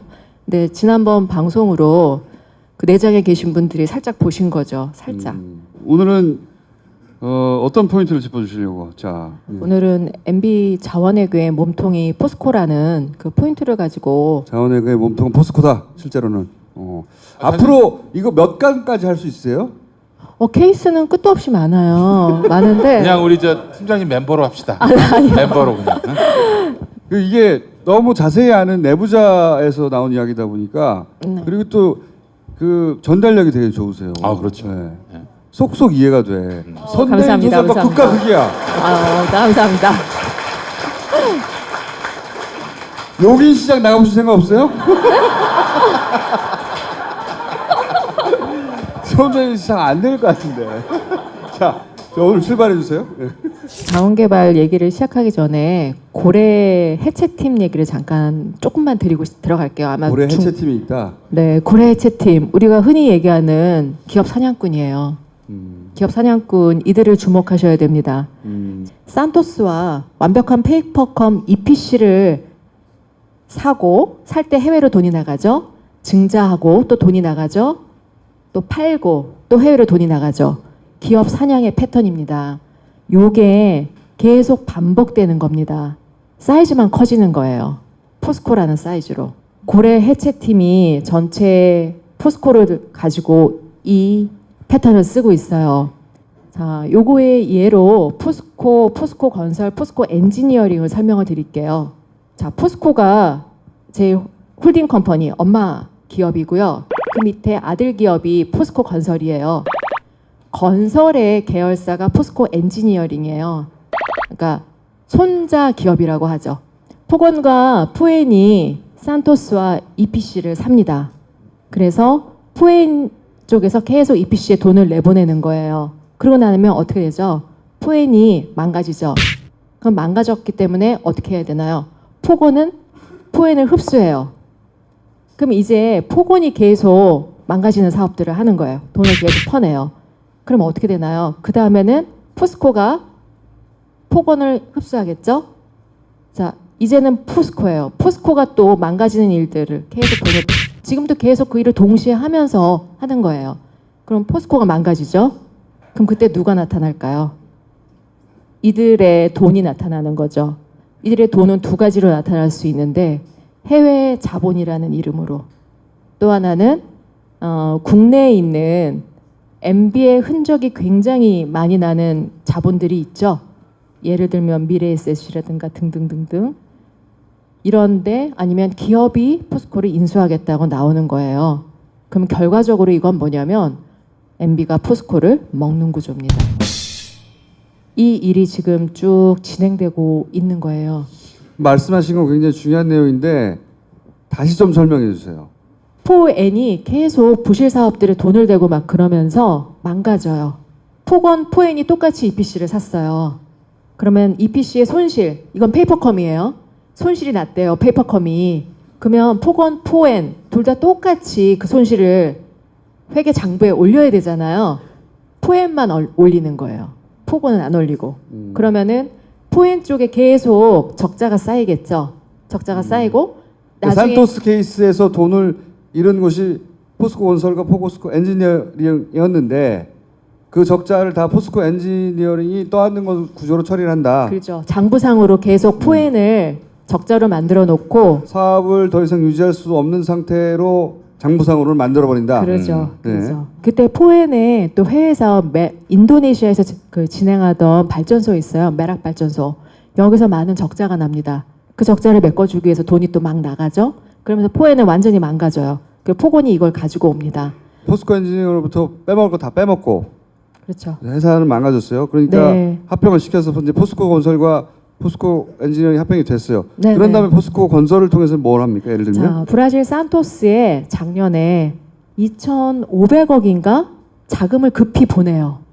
포건 역시 지금 상태가 안 좋거든요. 안 좋은데 돈을 확 보내죠. 직원들이 이해를 못하죠.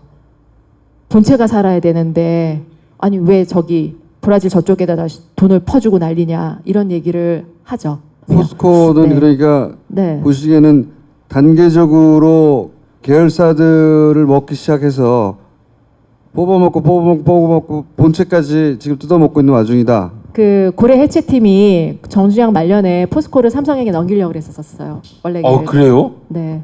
오. 근데 그때 참 창업자인 박태준 씨의 아들 박성빈 대표가 큰일을 하셨어요. 너희들 그 일 진행하면 내가 오픈할 거야 하고 나온 거예요. 그래서 계획을 수정하는 거죠. 한 텀 더 가자. 우리 사람 한 번 더 세워서 이번에는 역으로 빼먹자. 그 계획으로 가는 거예요. 그리고 또 하나 중요하게 짚어야 할 포인트가 다 기억하실 겁니다. 이상하게 이명박근혜 9년 국내 SOC에 해외 자본들이 많이 들어왔어요. 아, 맥커리가 대표적이죠. 그렇죠. 맥커리 대표적인데 맥커리는 이제 이상득 아들하고 연결돼 있고. 네. 그래서 제가 속해 있는 그 시민단체가 있어요. 거기 이사회 때 제가 공식적으로 보고를 드렸어요. 저는 그 이명박근혜 9년 동안 국내 SOC, 그러니까 우리 다리니, 뭐 기린이, 철도, 지하철 있죠. 여기에 투자한 해외 자본 랭킹 1부터 10까지 뽑아서 얘네들을 지분을 역추적하는 거예요. 복잡하게 돼 있을 겁니다. 분명히 제 팀과 함께 역추적해서 그 끝에 계실 그분을 꼭 찾아내겠다. 그걸 하고 싶다라고 말씀드렸거든요. 이번에 또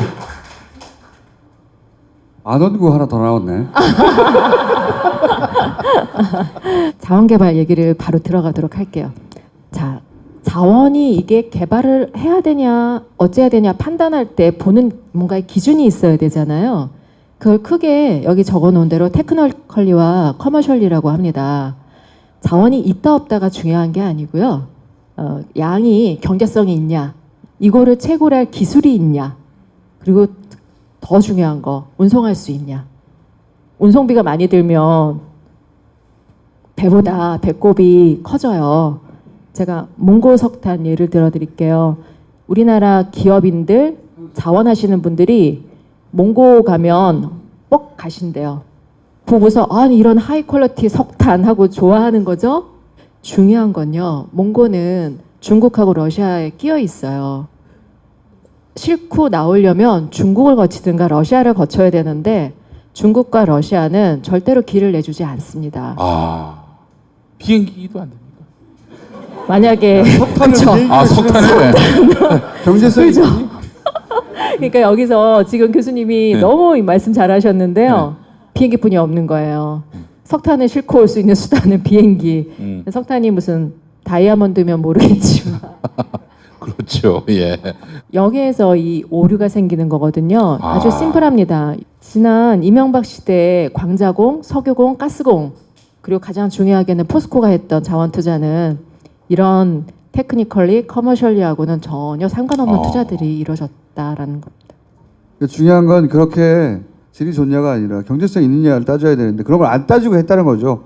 포스코가 했던 해외 투자들이 전혀 안 따지고 했다 그런 걸. 네, 산자부 자원개발 TF가 제 기억에 작년 12월에 스타트했어요. 저는 이제 되게 기대를 했어요. 뭔가 제대로 정리를 하려니. 근데 최근에 확인을 했는데 너무 황당한. 그러니까 그 TF가 18명인데 그 중에 14분이 이명박 시대에 이 자원 투자를 합시다라고 했던 분들이 들어가 계시는 거예요. 심판받을 사람들이 지금 심판을 하고 있다는 얘기군요. 네, 자원 외교에서 가장 주범이 누군가요? 산업부예요.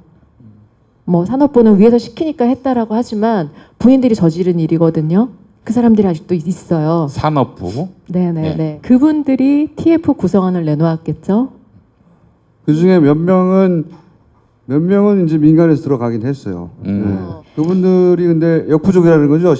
역부족이죠. 정보를 제한적으로 줄 테니까. 그렇죠, 그렇죠. 왜냐하면은 이런 일은 실무적인 일이거든요. 여태까지 저질러왔던 쓰레기들을 정리하려면 필드에서 뛰어본 사람만이 알 수 있어요. 그리고 또 하나는 이명박 시대에 모두가 예스한 건 아니에요. 광자공, 석유공, 가스공에도 전문가들이 있었고 그들 중에는 거기에 대해서 정한 분들이 있으세요. 양심적인 분들이 있었다. 아, 그럼요. 예. 저 최땡땡은 최순실입니까? 이분은 훌륭한 분이니까 실명을 밝혀도 되겠죠. 예. 이분 좋은 분이군요. 네, 훌륭하신 분이에요. 죄송합니다. 뭐 문제 있는 분인 줄 알고 제가 죄송합니다. 이런. 네, 광자공의 최광렬 투자본부장이셨고 김신종이 이제 산업부에 날라와가지고 김신종은 이제 박영준하고 밀접하게 있으면서 온갖 쓰레기들을 갖고 오죠. 그러니까 최 본부장으로서는 도저히 할 수 없는 일들 거부하는 거죠. 김신종이 어떻게 하냐면 최 본부장을 이상한 대로 이제 아웃시키고 투자 본부장 자리에 홍보 본부장을 데려다 앉힙니다. 그 의미는 넌 그냥 판단하지 말고 나팔 불고 시키는 대로만 해. 그거죠. 만약에 이런 분이 그 TF에 들어가면 어떻게 하실까요? 가차없이 하시겠죠? 산자부 그럼 자원개발 TF가 보고서를 내면 이분한테 시켜서 다시 한번 그 자원개발 TF에 대한 TF를 해야 되겠구나. 자, 그다음 아프리카 얘기는 뭡니까? 네, 자 아프리카에서 하는 투자는 19은 거짓말이라고 보시면 돼요. 왜냐하면 모든 자원은 싣고 나오는 게 제일 중요하거든요. 그래서 남아공이나 아프리카 해안에 있는 나라에서 이루어지는 뭐 프로젝트라면은 그래도 믿을 수 있지만 아프리카 중앙에 있는 나라, 뭐 짐바브웨 이런 데서 뭔가를 갖고 나오겠다는 건 말이 안 되고요. 특히나 아프리카는 철도를 놓을 수가 없어요. 철도를 놓게 되면 밤사이에 주민들이 뜯어간답니다. 가난한 나라잖아요. 그럼 자기 부상 열차로 하면 어떨까요? 철이 필요 없으니까. 네. 철이 필요 없으니까. 예. 자, 정준영이 회장되고 나서 아프리카를 3번 갑니다. 한 번 정도는 박영준과 같이 갑니다. 가는데 어떤 일이 있냐면 짐바브웨의 무가베를 만나는 조건으로 짐바브웨의 철광선을 인수하는 계약을 하는 거예요. 독재자를 만나는 대가로 지불하는 돈이에요. 그런 가오가 필요한 거죠. 이런 양아치들한테는. 그런데 짐바브웨는 아프리카 중앙이라서 광산을 사는 게 중요한 게 아니라 그걸 싣고 나올 수가 없어요. 그럼 철도를 놔야 되거든요. 그렇게 되면 철강 톤당 $500의 운송비가 들어요. $500 운송비는 말도 안 되는 운송비예요.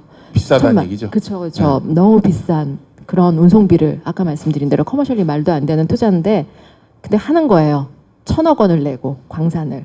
그래서 지금 포스코나 그 자원 3사들이 아프리카에서 운영하고 있다는 광산들은 열의 아홉은 그냥 간판만 달고 있는 가동이 안 되는. 그러니까 아프리카에 포스코가 했던 그런 식의 투자들은 다 실제로는 다 껍데기예요? 네네. 완전한 네. 껍데기 아무것도 네. 없는. 그렇죠.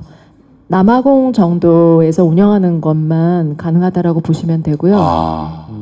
아프리카 담당은 박용준이었나 보더라고. 그렇지. 예, 지역별 담당이 있어요. 남미는 예. 저 이상득. 네. MB는 중동을 들어갔더라고 보니까. 그걸 포스코로 대비하면 포스코에서 아프리카 담당자는 정준양이에요. 남미 담당자는 이제 막 끝에 보실 권호준이고. 포스코가 MB 자원에게 몸통이 됐던 이유는 지난번에 말씀드린 대로 포스코에는 많은 돈이 있고 포스코는 자원을 가장 많이 쓰는 국내 기업이고 그리고 포스코는 회장만 내 꼬봉을만 집어넣으면 마음대로 할 수 있고 뭐 MB 같은 부도덕한 사람한테는 최고의 먹잇감이에요. 자, MB 인수위에서 자원 외교라는 걸 기획을 합니다. 최경환이 경제 2분과 간사였을 때 어떤 일이 있냐면 최경환은 원래 박근혜 사람이에요. 근데 그 박근혜 사람의 몫으로 인수위에 들어간 거죠. 뭐 그런 연정의 개념이었겠죠. 들어갔는데 이명박이 그 지방 출장가 있을 때 최경환하고 형택은이라고 나중에 방송통신위에 들어간 사람이 있습니다. 둘이 구미에 내려온 코너 좀 싸고 왔습니다. 계속하시죠. 예. 번호 좀 싸고 왔다고?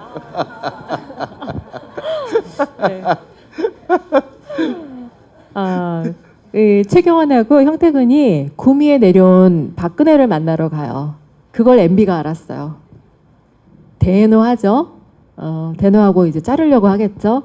그래서 최경환이 그걸 리커버하기 위해서 자원외교라는 보고를 합니다. 근데 이 자원외교 최경환이 보고한 거는 일본 사례 벤치마킹을 한 거예요. 일본은 뭘 하냐면 일본 정부 공기업과 자원 사용하는 기업, 뭐 철강사 그리고 상사, 미쯔비시, 이토추 여기가 삼각편대를 짜서 자원을 캐러 가요. 이걸 이제 MB에게 보고하고 그때 당선인 비서실장의 총괄팀장인 박영준을 통해서 보고해요. MB 완전히 신받다 거죠. 그래서 MB 정부에서 자원외교가 어떻게 실행되느냐. 최경환 산업부 장관 2009년 9월에 가면서 정준영도 바로 발표하죠. 대우인터를 인수하겠다라고 해요. 박영준 직영부 차관 2010년 8월에 갔을 때 정준영은 대우인터 인수를 완료해요. 그때부터 본격적으로 시작하는 거죠. SD 자원외교 특사로 가는 게 최경환이 장관 되기 바로 한 달 전쯤에 가요. 이 모든 일이 동시에 같이 순차적으로 일어납니다. 대우인터를 인수하는 게 왜 중요한 거죠, 이게? 대우인터가 갖고 있는 해외 네트워크가 중요하죠. 해외에서 쓰레기들을 모아올 수 있고 해외로 돈을 빼낼 수 있는 네트워크가 중요한 거죠. 그러니까 포스코에는 없었던 대우가 가지고 있던 네트워크를 이용하기 위해서 대우인터를 인수한 거군요. 그렇죠. 그런데 포스코는 기본적으로 광산 전문가들이 좀 있어요. 왜냐하면 자원을 많이 쓰잖아요. 전문가들이 있어서 커팅을 했던 거예요. 근데 대우인터를 인수하고 나니까 정말 전 세계 쓰레기란 광산들이 다 오더라는 거예요. 근데 이제 이거를 정준양은 하라고 푸싱을 하는 거죠.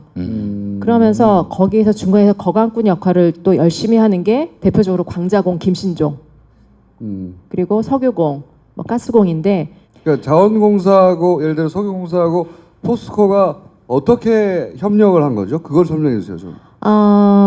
광자공에서 김신종이 자원 아이템을 들고 오는 거죠. 쓰레기를.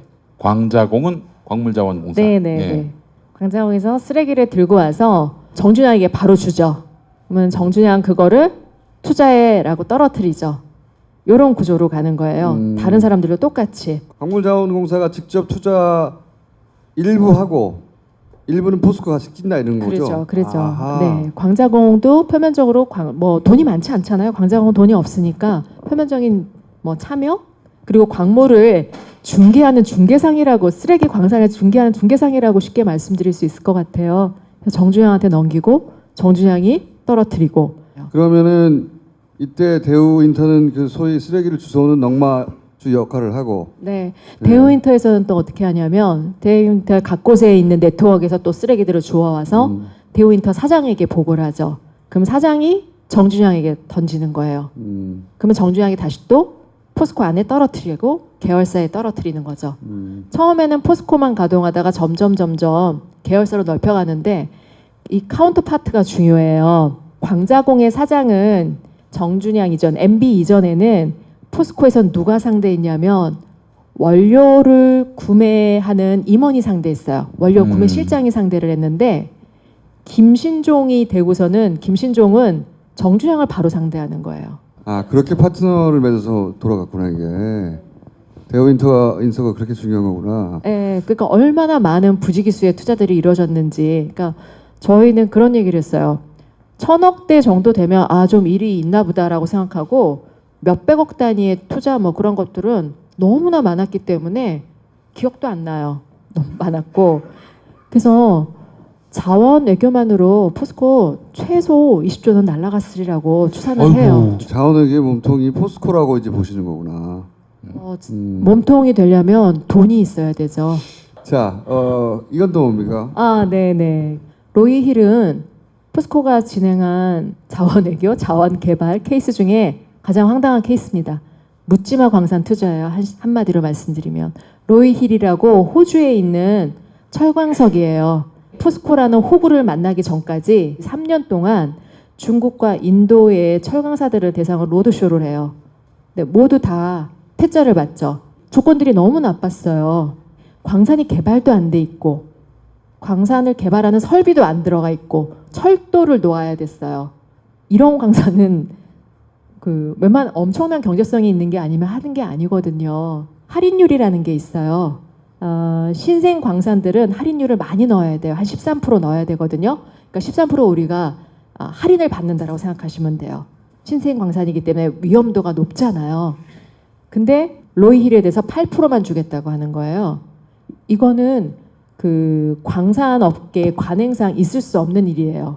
근데 여기를 이제 정준영 씨가 이걸 들고 오죠. 그 철도는 다행히 삼성 엔지니어링이 왔어요. 포스코 입장에서 보면 다행이에요. 삼성 엔지가 이 철도 놓고 1조 손실을 내고 끝냈어요. 포스코가 총 투자한 돈은 1조 3천억 정도 돼요. 근데 그보다 더 중요한 건 뭐냐면요. 철광석은 이 퍼센티지가 있어요. 철광석이 100% 철광석이 아니고 60%, 65%, 40% 이렇거든요. 65% 이상이 돼야지 경제성이 있다라고 하는 건데 로이힐은 그 아래예요. 포스코가 매년 로이힐에서 1,000만 톤을 사와야 되거든요. 그러면 기존에 사던 양질의 철광석 1,000만 톤을 안 사고 대신 로이힐에 그 저품질을 사와야 되는 거예요. 그럼 여기서 일어나는 손실이 얼마냐? 이건 아마 포스코 내부에서 제대로 따지지 않았을 거예요. 아, 진짜 나쁜 놈들이네. 네, 중요한 건 뭐냐면 광산 이것뿐만 아니라 흉이라는 게 또 하나 있어요. 호주에. 이건 액수가 작아요. 2천억 들어갔어요. 근데 흉은 아직 개발도 안 되고 못해요. 거기는 어떤 곳이냐면 니콜 키드만 있죠. 니콜 키드만의 별장이 있는 곳이에요. 그러니까 굉장히 경치가 아름다운 곳이라 그러더라고요. 그런 곳에 광산을 개발한다고 들어갔어요. 허가가 나겠나요? 허가가 안 나죠. 허가가 안 나면 빨리 접어야 되는데 접지 않고 계속 돈을 투입을 해요. 다른 광자공, 석유공도 다 마찬가지거든요. 잘못된 광산에 계속 돈을 넣으면서 덮고 있는 거죠. 그게 더 큰 잘못인 거죠. 자, 리튬은 MB 자원외교의 남미 아이템이에요. 리튬은 뭐냐면 리튬이라는 아이템으로 크고 작은 산토스가 계속 이어지는 그런 구조예요. 리튬이라는 아이템을 중심으로 해서 산토스 같은 케이스들이 계속 있다는 거죠? 계속 이어지는 거죠. 리튬이 그렇게 하기 좋은 점이 있어요? 리튬을 쓰는 건 저는 아무래도 그렇다고 봐요. 염호가 남미에 주로 있잖아요. 염호라는 게 리튬 광산을 말하는 거거든요. 소금물 호수예요. 남미는 사람들이 잘 모르잖아요. 이번에 PD수첩에서 권호준 씨가 계약을 체결한 염호가 얼마나 황당한 곳에 있는지 직접 눈으로 보시게 될 거예요. 그 다녀온 PD가 그 염호를 가다가 죽는 줄 알았다라고 얘기를 하더라고요. 사람이 갈 수 있는 곳이 아니에요. 그런 곳에 계약을 하는 거예요. 그럼 권호준 씨가 했던 그 수많은 염호들과 세운다고 했던 그 많은 공장들은 도대체 지금 어디 있냐. 그게 이제 제일 포인트가 되어요. 네. 그러니까 이런 거구나. 리튬이 하필이면 남미에 매장량이 많고, 그리고 남미는 사람이 아직 가보지 못한 것도 많고, 가보지 못했다기보다는 한국에서 파파로웨이 하죠. 정말. 굉장히 가서 확인하기 어려운 곳이고, 그러니까 리튬이 남미에 많고 남미가 해먹기 좋고 직접 확인하기 어려우니까 그 리튬을 선정한 거구나. 리튬이 꼭 필요해서가 아니라 조건이 맞아떨어져서. 네, 그러니까 이 비리가 회장과 바로 밑에 있는 사람만 알 뿐이지 알 수가 없는 구조예요. 걔네들도 그 리튬 그 소금 호수에는 가본 적도 없겠네요. 그러면 사람이 못 들어가는 곳이라면 가볼 수가 없죠. 가보지도 않았는데 그 돈을 쏟아붓는 거야. 네네. 근데 이번에 피스톱이 확인해보러 간 거야. 갔죠. 갔더니 죽을 뻔했대. 죽을 것 같다고. 이거는 사람이 갈 데가 아니다. 현지인이 운전을 해주잖아요. 현지인이 운전해 가면서 여기는 사람이 올 데가 아니다라고. 뭐 낭떠러지를 지나간다든지 뭐 그렇게. 그렇게 얘기되고요. 또 하나 정말 오지에다 갖다 놓고 사기를 쳤구나. 그러죠. 절대 확인 못하게. 그리고 또 하나 아주 재밌는 케이스가 염호 하나는 해발 4,000m에 있었어요. 퍼즈엘러스라고 히말라야 중턱에다가 공장을 짓고 돌리겠다는 거예요. 해발 5,000m? 4,000m. 4,000m. 백두산보다도 높은데. 네. 네. 사기인 거지 그냥 처음부터. 그렇다면은 이사회 의장을 지낸 안철수 씨가 이 저간의 맥락이나 배경이나 이런 것들을 몰랐을 리 없었을 것 같은데요? 몰랐을 리 없죠. 저는 몰랐다면 그 사람은 멍청이고 네. 최소한 눈치는 깠을 것이다. 그렇죠. 눈치는 뭔가 이상한 일이 벌어지고 있다는 건 이상하다는 정도는 알았어야 하는 거죠. 포스코 이사회 의장이라면 최소한 말도 안 되는 기업 인수는 막았어야 된다는 거죠. 의장 시절에 그 안철수 전 대표에 대한 포스코 내부 직원들의 평가는 어때요? 절대 좋아할 수 없죠. 그때 그 인간이 그러지 않았으면 우리가 이렇게 망가졌겠나라는 생각들을 하죠. 포스코가 이렇게 뜯겨가는 과정 전체의 일부의 도장을 꽝꽝꽝 그 방망이를 두드려주는 역할을 해준 거 아니에요? 그죠. 2010년이면 포스코가 가장 활발하게 투자하던 시기였어요. 그때 안철수 씨가 의장으로서 방망이를 다 두드려 주셨어요. 그분이 딱 반대한 안건이 3개가 있어요. 네, 이웃돕기 성금 내는 거 한번 반대했고, 포스텍에 기숙사 건립하는 거였나? 그걸 한번 반대했고, 제가 또 한 건은 기억이 안 나나요. 브루이우스는 MB입니다. MB를 도와야지 누구를 돕습니까? 실망입니다. 그리고 스톡 옵션도 있네요. 사회이사들한테 스톡 옵션을 2,000주씩 줬어요. 그때 안철수님께서는 넙죽 받으셨고 박원순님께서는 사회이사가 스톡 옵션 받는 거는 아니다라고 해서 제가 알기로는 거부하셨던 걸로 알고 있어요. 안철수 씨가 사회이사일 때. 두 분 같이 사회이사일 때. 이번 서울시장 선거는 아무래도 포스코 선거가 될 것 같다는 생각이 드는데. 특히 재밌는 게 안철수 씨가 2007년에 대선에 나오잖아요. 그때 그 새누리 의원들이 안철수 씨를 공격한 그 자료들이 있어요. 너무너무 정리를 잘해놨어요. 신랄하게. 네. 그래요? 어떻게 보면 이제 같은 편이 되실 것 같은데 그걸 어떻게 그런 생각을 해요. MB의 죄를 캐면 저는 수구 부패가 다 같이 무너진다고 봐요. 돈으로 저들을 오픈해야 된다. 그러니까 뭐 그래야지 사면이니 뭐니 이런 그렇죠. 거지 같은 소리가 안 나온다는 거죠. 조 단위의 돈들이 쏟아져 나와야 돼요. 조 단위의 돈. 네, 그게 믿습니다. 저희가 계속해서 이 포스코 케이스를 얘기하는 것도 진짜 덩어리는 나오지도 않았고 그 줄기를 조금씩 캐기 시작하는 것이고 그 중에 포스코가 굉장히 중요한 덩어리 중 하나여서 포스코 이야기를 하기 시작하고 앞으로 포스코 얘기는 앞으로도 계속 할 것이고 그때마다 나오실 겁니다. 박수 부탁드립니다.